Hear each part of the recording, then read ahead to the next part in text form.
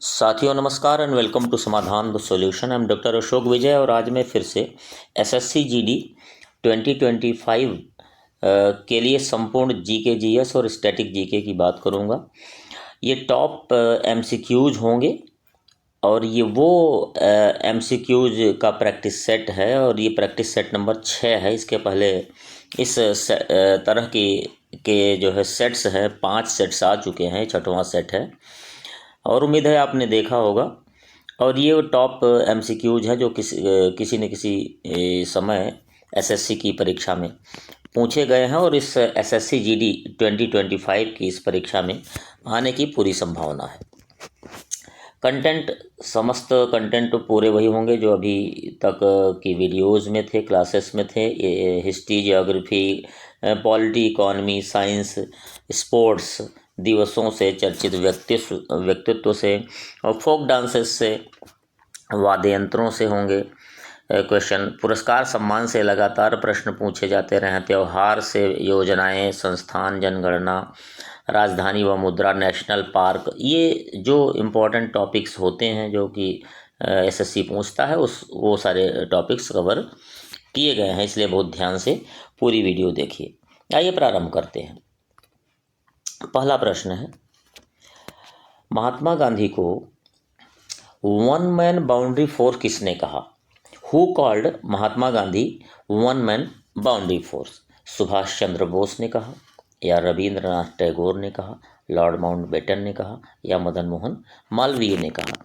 तो देखिए, ये सभी महापुरुष जिनका नाम यहाँ लिखा है, सभी ने महात्मा गांधी के लिए कुछ न कुछ कहा है, but the answer is option number C. Lord Mountbatten ने one man boundary force Mahatma Gandhi के लिए कहा। आइए आंसर्स देखते हैं और प्रश्नों के जो कि इस क्वेश्चन के आंसर में छिपे हुए हैं। और ख़ास तौर से ये जो आप देख रहे हैं व्याख्या है, महत्वपूर्ण होती है हमारी इस क्लासेस की। तो लॉर्ड माउंटबेटन तो इस प्रश्न का उत्तर है, लेकिन आप देखिए इम्पोर्टेंट टॉप जो पॉइंट्स हैं, ये पॉइंट्स किसी न किसी परीक्षा के प्रश्न हैं जो कि पूछे गए हैं। अधनंगा फकीर किसने कहा गांधी जी के लिए? तो ये विंस्टन चर्चिल था। राष्ट्रपिता सुभाष चंद्र बोस ने कहा, ये बहुत बार प्रश्न आ चुका है। महात्मा रविंद्रनाथ टैगोर ने इनको महात्मा कहा था और ये 1917 में चंपारण सत्याग्रह के समय उन्होंने महात्मा कहा था, ये भी याद रखिए। बापू दीनबंधु एंड्रूज व जवाहरलाल नेहरू ने इन्हें बापू कहना प्रारंभ किया था। भिखारियों का राजा ये पंडित मदन मोहन मालवीय ने कहा था, भिखारियों का राजा।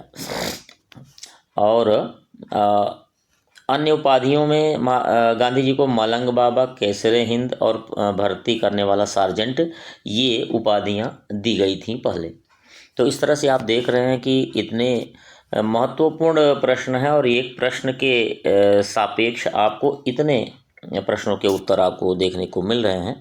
तो मुझे पूरी उम्मीद है कि आपको इन वीडियोज़ का लेवल, इन वीडियोज़ से जो आप को की प्रॉफिटेबिलिटी है इन वीडियोज़ की आपके लिए, वो आप समझ रहे होंगे। इसलिए वीडियो को लाइक कर दीजिएगा और चैनल जो समाधान द सॉल्यूशन है बिल्कुल सब्सक्राइब कर लीजिए, क्योंकि आपके काम की ही चीज़ें इसमें आपको देखने को मिलेंगी। दूसरा प्रश्न है, लिली किस देश का राष्ट्रीय चिन्ह है? Lily is the national symbol of which country? तो लिली जो है फ्रांस का राष्ट्रीय चिन्ह है। Option number E is the right answer. कुछ और देशों के राष्ट्रीय चिन्ह देखिए।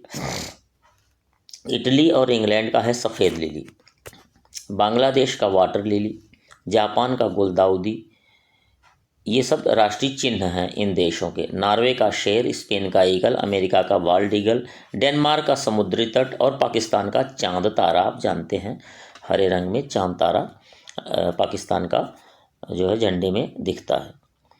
तो आप देख रहे हैं कि इम्पोर्टेंट फैक्ट्स हैं। ये सब फैक्ट्स, ये जो लिखे गए हैं पॉइंट्स, ये परीक्षा में पूछे जा चुके हैं, इसलिए बहुत ध्यान से देखिए। तीसरा प्रश्न है, महावीर स्वामी का प्रथम अनुयायी कौन बना? द फर्स्ट फॉलोअर कौन था महावीर स्वामी का? तो इट वाज एक्चुअली जामाल। Option number A is the right answer, जो महावीर स्वामी का दामाद भी था और इनका पहला फॉलोवर था। आइए देखिए इनके बारे में बहुत महत्वपूर्ण जो फैक्ट्स हैं। महावीर स्वामी का जन्म की बात करें तो कुंडग्राम में हुआ, जिसको कुंडलपुर भी कहा जाता है, 599 बीसी में, और मृत्यु पावापुरी में हुई 527 बीसी में। पिता का नाम सिद्धार्थ, माता का नाम त्रिशलया विदेह दत्ता और पत्नी का नाम यशोदा था। ये महावीर स्वामी की पुत्री का नाम प्रियदर्शना था, इसको अड़ोज्या भी कहा जाता है। और इसी पुत्री प्रियदर्शना का जो पति था, जो कि इनका दामाद था महावीर स्वामी का, और इनका प्रथम अनुयायी भी था, इसका नाम था जामाल।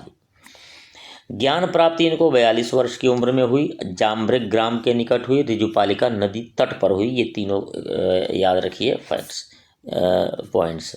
महावीर के बाद जैन धर्म का जो संघ प्रमुख बना उसका नाम था सुधर्मा।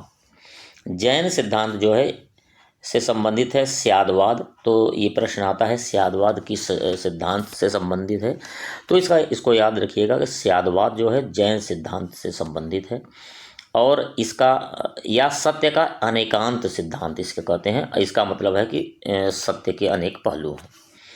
त्रिरत्न सिद्धांत जो है डॉक्ट्रिन ऑफ थ्री जेवल्स, ये भी जैन धर्म से संबंधित है। सम्यक धारणा, सम्यक चरित्र और सम्यक ज्ञान, यही हैं त्रिरत्न सिद्धांत जैन धर्म के, यानी doctrine of three jewels. Parshvanath की शिक्षाएं जो है वो चातुर्याम नाम से संग्रहित की गई हैं, और पार्श्वनाथ जो है वो 23वें तीर्थंकर थे, और आप जानते हैं कि महावीर स्वामी जो है 24वें इनके ठीक बाद के तीर्थंकर थे, 24वें और अंतिम। इसके बाद से तीर्थंकरों की प्रथा समाप्त हो गई। प्रथम तीर्थंकर ऋषभदेव थे, जिनको आदित्यनाथ भी कहा जाता था। 23वें तीर्थंकर पार्श्वनाथ थे, और 24वें या और अंतिम जो है महावीर स्वामी थे। पूर्ण ज्ञान जब इनको प्राप्त हुआ, जिसको कैवल्य कहा जाता है, तो कैवल्य प्राप्ति के बाद वे केवलिन कहलाते थे। ये जैन धर्म की विशेषता थी।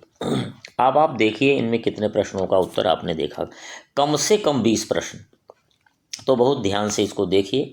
गागर में सागर पहले आपने थंबनेल में देखा होगा, तो ये चरितार्थ होता हुआ आपको दिख रहा होगा। चौथा प्रश्न है, जीव विज्ञान नाम किसके द्वारा दिया गया? Who give the name biology? क्या लैमार्क या डार्विन, अरस्तु या लिनियस? तो देखिए जीव विज्ञान का जो नाम है it was given by Lamarck. So option number A is the right answer. ये इसलिए लगाया गया है क्योंकि लैमार्क ही थे जिन्होंने यह बताया था कि जिराफ की गर्दन कैसे ऊंची हो गई। पत्तियां खाते खाते खाते खाते ऊंची पत्तियां थीं पेड़ों की, तो उसके चक्कर में गर्दन ऊंचा उठाते उठाते इसकी गर्दन ऊंची हो गई। ये इन्होंने बताया था अपने सिद्धांत में। तो लैमार्क थे जीव विज्ञान का नाम देने वाले। कुछ और इम्पोर्टेंट फैक्ट्स देखिए। लैमार्क जो है फ्रांस के थे, और ट्रेविरेनस जर्मनी के थे। इन दोनों के द्वारा जो है वो 1801 में इस जीव विज्ञान का नाम दिया गया। उत्तरजीविता का सिद्धांत आप जानते हैं डार्विन का, डार्विन के द्वारा दिया गया। द्विनाम पद्धति, द्विनाम पद्धति के जन्मदाता लीनियस थे, जिन्हें वर्गीकी का पिता भी कहा जाता है। द्विनाम पद्धति यानी दो नाम मिला के जो बोलने की प्रथा है, जैसे राना टिग्रीना, पाइसम सिटाइबम, यानी दो जो है मिला के बोला जाता है। ये द्विनाम पद्धति है, लीनियस द्वारा दी गई थी। जीवों की उत्पत्ति की आधुनिक विचारधारा, ये ओपेरिन के द्वारा 1924 में दी गई। जंतु विज्ञान, यह जीवित और मृत दोनों तरह के जीवों का अध्ययन करता है। याद रखिएगा ये प्रश्न आया हुआ है कई बार। आप केवल जीवित व्यक्तियों के विषय में बताने वाला विज्ञान मत बता दीजिएगा। ये जीवित और मृत दोनों तरह के जीवों का अध्ययन करता है जीव विज्ञान, जंतु विज्ञान। वृद्धावस्था से संबंधित अध्ययन जो है इसको जेरेंटोलॉजी कहते हैं, या जरा विज्ञान। जरा माने बुढ़ापा, राइट। नेक्स्ट है पांचवा क्वेश्चन नंबर 5 है, मूर देश का यात्री इब्न बतूता किसके शासनकाल में भारत आया था? मोहम्मद गजनवी, बाबर, मोहम्मद बिन तुगलक और अकबर। देखिए जो इब्न बतूता था ये मोहम्मद बिन तुगलक के शासनकाल में भारत आया था। सी ठीक उत्तर है। मोहम्मद तुगलक के बारे में कुछ और देखिए। मोहम्मद बिन तुगलक ने उसे दिल्ली का काजी नियुक्त किया था। किसे? इब्न बतूता को। इब्न बतूता द्वारा अरबी भाषा में लिखा गया यात्रा वृत्तांत रेहला है, बहुत फेमस है, बहुत परीक्षा में आता है। जियाउद्दीन बर्नी के अनुसार दिल्ली का आदर्श सुल्तान फिरोज शाह तुगलक था। दिल्ली अभी दूर है, यह निजामुद्दीन औलिया ने कहा, इंपॉर्टेंट है, याद रखिए। देवगिरी का नाम कुब्बतुल इस्लाम रखा था किसने? मोहम्मद बिन तुगलक ने। और देवगिरी जो है दौलताबाद, दिल्ली से दौलताबाद इसने ही, मोहम्मद बिन तुगलक ने ही किया था, और वही देवगिरी को दौलताबाद जो है कहा गया। पृथक कृषि विभाग की स्थापना और फसल चक्र की योजना ये मोहम्मद तुगलक ने ही बनवाई थी। दिल्ली सल्तनत का सर्वाधिक विद्वान, याद रखिए, सर्वाधिक विद्वान शासक था ये। खगोल शास्त्र, गणित एवं आयुर्विज्ञान का ज्ञाता था, और विद्याओं में बहुत पारंगत था, और ये वही था, कौन? मोहम्मद तुगलक। नेक्स्ट, छठा नंबर क्वेश्चन है, राष्ट्रीय पर्यावरण अभियांत्रिकी संस्थान कहाँ स्थित है? Where is National Institute of Environment Engineering located? Jamshedpur, Nagpur, Cuttack, Ranchi. So option number B सही है, नागपुर में यह संस्थान है। ये CSIR जो है का एक शाखा है, एक उपक्रम के रूप में काम करता है। वैज्ञानिक एवं औद्योगिक अनुसंधान परिषद CSIR का एक उपक्रम है। पर्यावरण विज्ञान एवं इंजीनियरिंग संबंधी अनुसंधान एवं व्यावहारिक सुझाव देता है। अब आगे देखिए, Indian institute of ecology and environment, ये नई दिल्ली में इसका कार्यालय है, हेड ऑफिस है। इंडियन बॉटेनिकल रिसर्च इंस्टीट्यूट, ये लखनऊ में है। ग्रीन पीस इंटरनेशनल, इसका मुख्यालय एम्स्टर्डम, नीदरलैंड्स में है। संकटग्रस्त प्राणियों से संबंधित पुस्तक को रेड डेटा बुक कहते हैं, इंपॉर्टेंट है, याद रखिएगा। और संस्था जो इसको हैंडल करती है IUCN है। भारत में संकटग्रस्त प्राणियों से संबंधित, यानी जो लुप्त प्राय प्राणी हैं उनके बारे में बात करती है, उनके बारे में सब रेड डेटा बुक में इस चीज़ें लिखी गई हैं। भारत में पर्यावरण मंत्रालय का गठन 1985 में हुआ था, यानी शुरू से पर्यावरण मंत्रालय नहीं था। नेक्स्ट, सातवां प्रश्न है, अस्पृश्यता के निवारण हेतु, यानी छुआछूत के निवारण हेतु संविधान में किस अनुच्छेद में प्रावधान है? अनटचेबिलिटी के लिए, प्रिवेंशन के लिए कौन सा प्रावधान है? तो आर्टिकल 14, 15, 16 या 17 कौन सा है? तो यहाँ आप देखेंगे कि ऑप्शन नंबर डी, आर्टिकल 17 सही उत्तर है। ये कॉन्स्टिट्यूशन में लिखा गया है, दिया गया है अनुच्छेद। अनुच्छेद कुछ इंपॉर्टेंट हैं जो कि परीक्षा के दृष्टि से महत्वपूर्ण है और परीक्षा में आते हैं अक्सर, उनके बारे में बात करेंगे। अनुच्छेद 14, आर्टिकल 14 जो है, ये विधि के समक्ष समता और विधियों का समान संरक्षण की बात करता है। 15, धर्म, मूल, जाति, वंश, लिंग, जन्मस्थान के आधार पर विभेद नहीं किया जाएगा, ऐसा अनुच्छेद 15 बताता है। अनुच्छेद 16 जो है, लोक नियोजन में अवसर की समानता, लोक नियोजन यानी सरकारी नौकरियों में। अनुच्छेद 17, अस्पृश्यता का अंत, ये आपका क्वेश्चन था।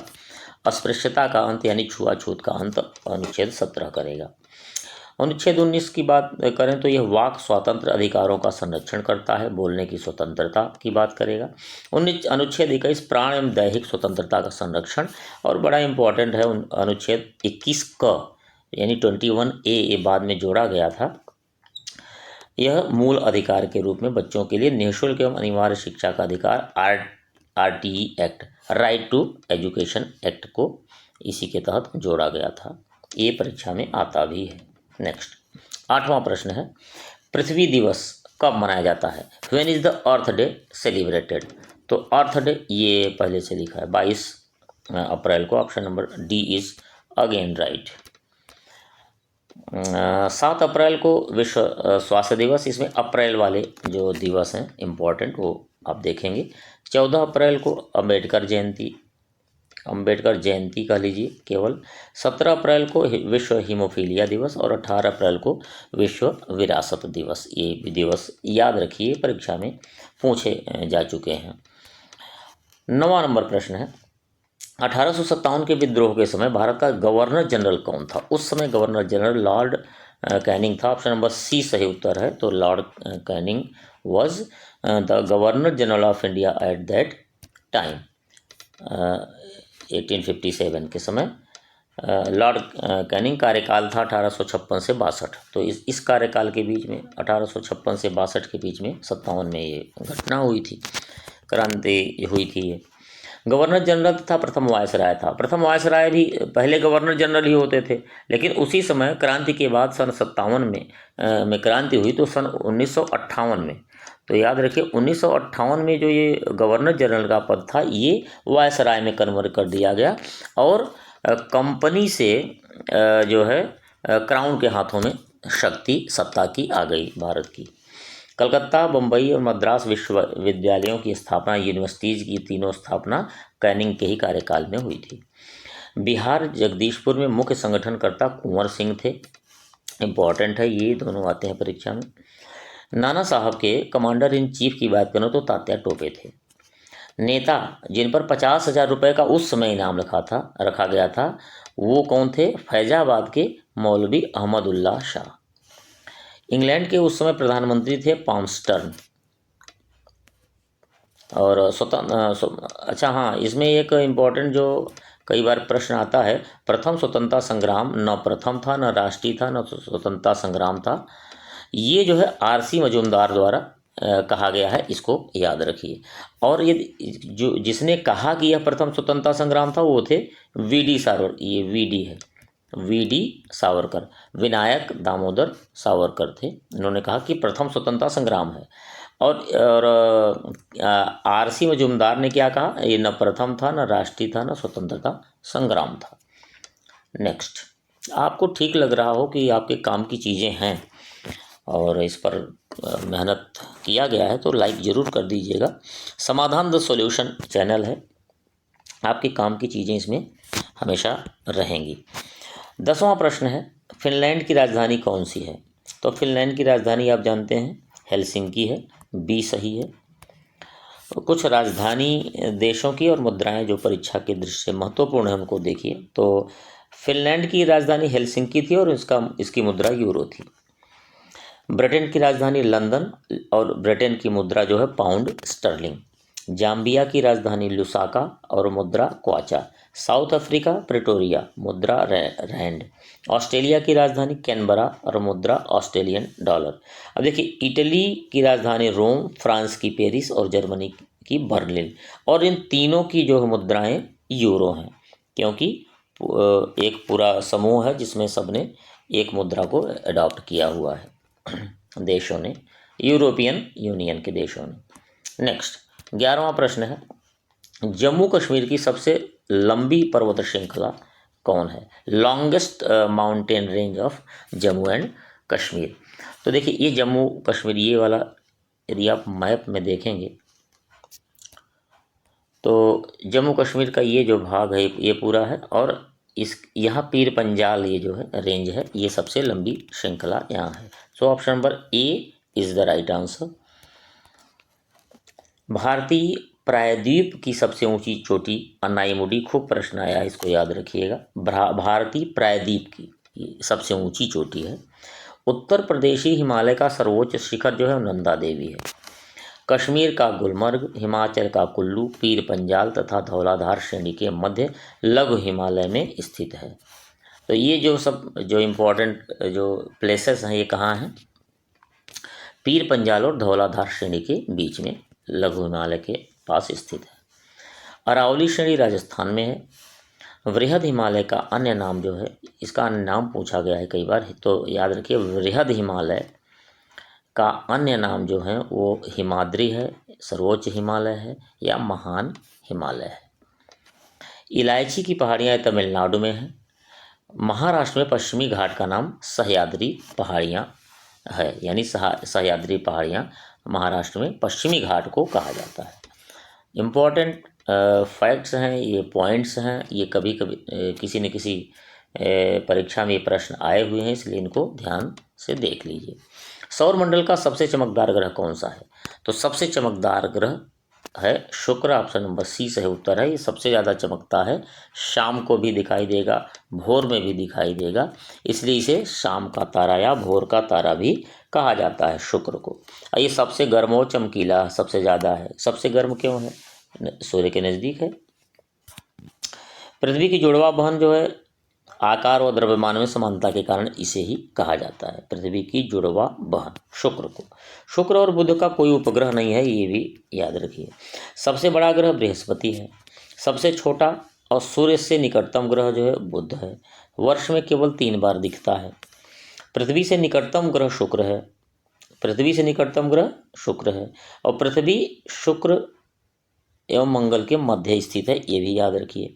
पृथ्वी जो है शुक्र और मंगल के मध्य स्थित है।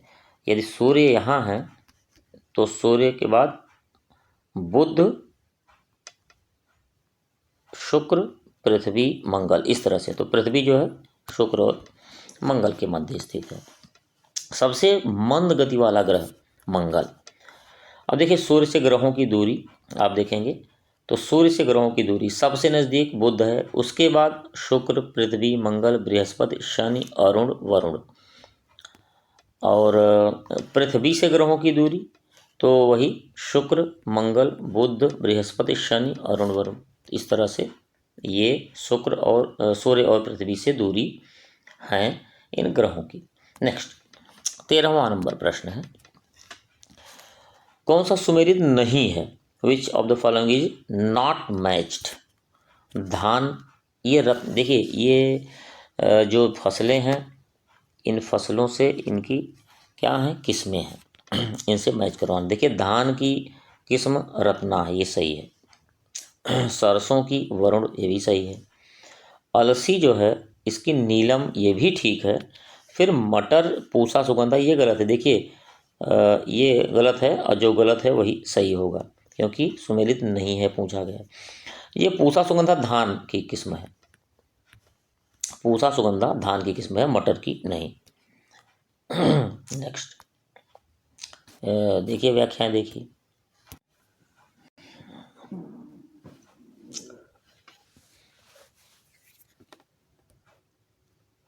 मिजोरम की बात करेंगे तो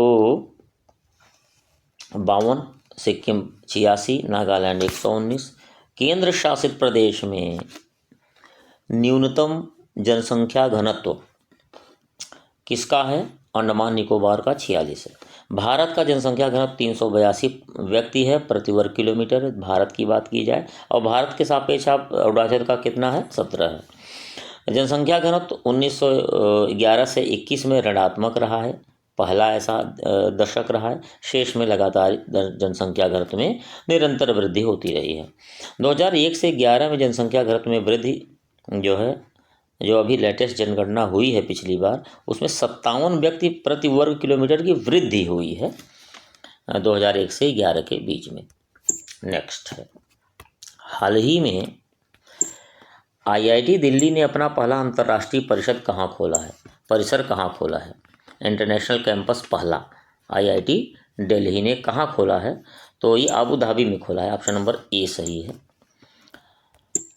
भारत पार्क बनाने की घोषणा भारत ने की है UAE में, यानी वहीं UAE में ही IIT भी खुल रही है। दिल्ली IIT ने घोषणा की है और IIT भारत पार्क भी वहीं बन रहा है UAE में। भारत का पहला विदेशी जन औषधि केंद्र, देखिए जन औषधि केंद्र जहाँ की कम कीमत पे दवाएं मिलती हैं, ये मॉरिशस में खुल रहा है पहला, और उद्घाटन विदेश मंत्री S जयशंकर ने किया है। चंडीगढ़ विश्वविद्यालय ने ऑनलाइन MBA प्रोग्राम शुरू किया है किस देश में? तो हार्वर्ड विश्वविद्यालय में इन्होंने चंडीगढ़ विश्वविद्यालय ने जो है ऑनलाइन MBA प्रोग्राम शुरू किया है। नेक्स्ट 16वां प्रश्न है, बंदी जीवन के लेखक कौन है? पुस्तक, तो ये है सचिंद्र नाथ सान्याल, ऑप्शन नंबर ए सही है। इंडिया अनरेस्ट, ये वैलेंटाइन शिरोल की है, ये बहुत इंपॉर्टेंट बुक है। Independent Motilal Nehru, poverty and un-British rule in India और राष्ट्र को स्टार, ये दोनों दादा भाई नौरोजी की हैं, ये दोनों इंपॉर्टेंट है। Guilty man of India's partition Ram Manohar Lohia द्वारा लिखी गई पुस्तक है।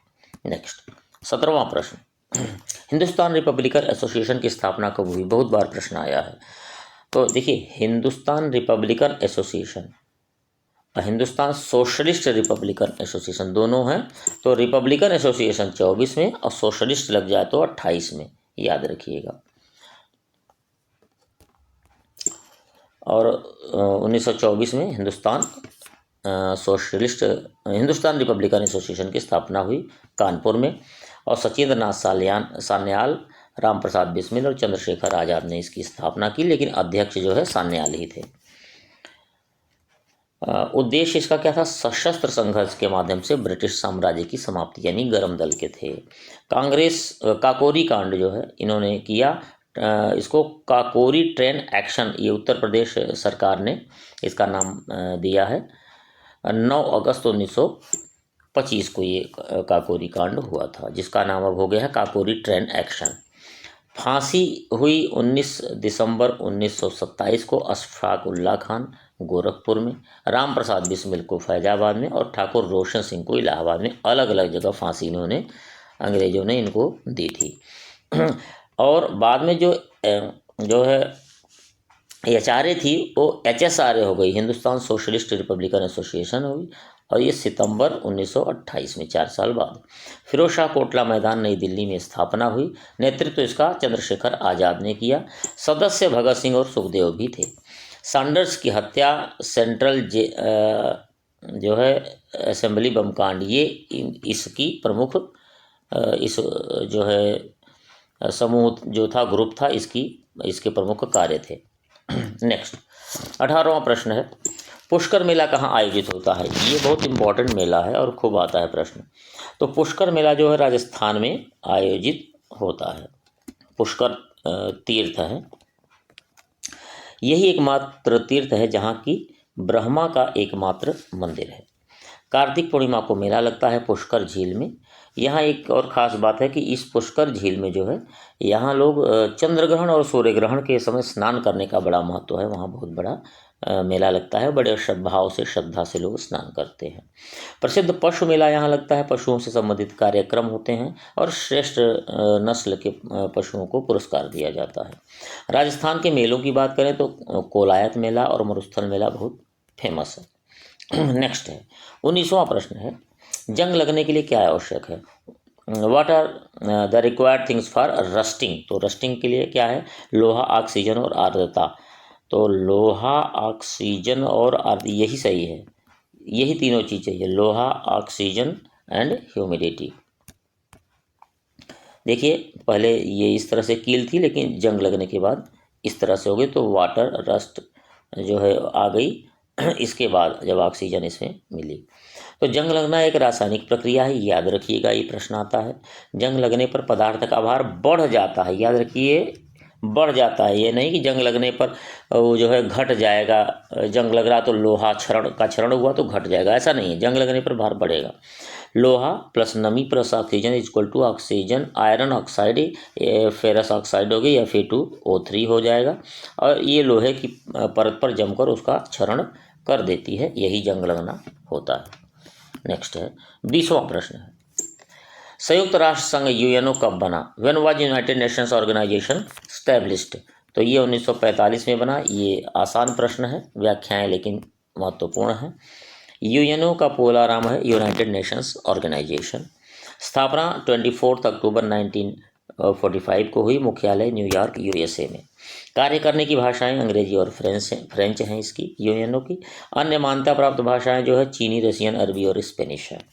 IMF है यानी इंटरनेशनल मॉनेटरी फंड, इसका मुख्यालय जो वाशिंगटन DC में है और 1945 में इसका गठन हुआ।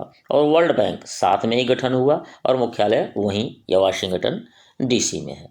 लेकिन दोनों में अंतर ये है कि जो IMF है ये जो है वो उद्योगों के लिए छोटे IMF जो है वो क्या करता है कि लिक्विडिटी को मेंटेन रखने के लिए पैसे देता है, ऋण देता है।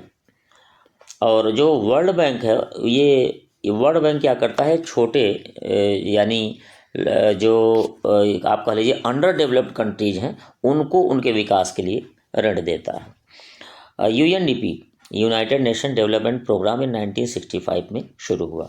WIPO यानी विश्व बौद्धिक संपदा संगठन 1967 में गठित हुआ और मुख्यालय इसका जिनेवा स्विट्ज़रलैंड में है।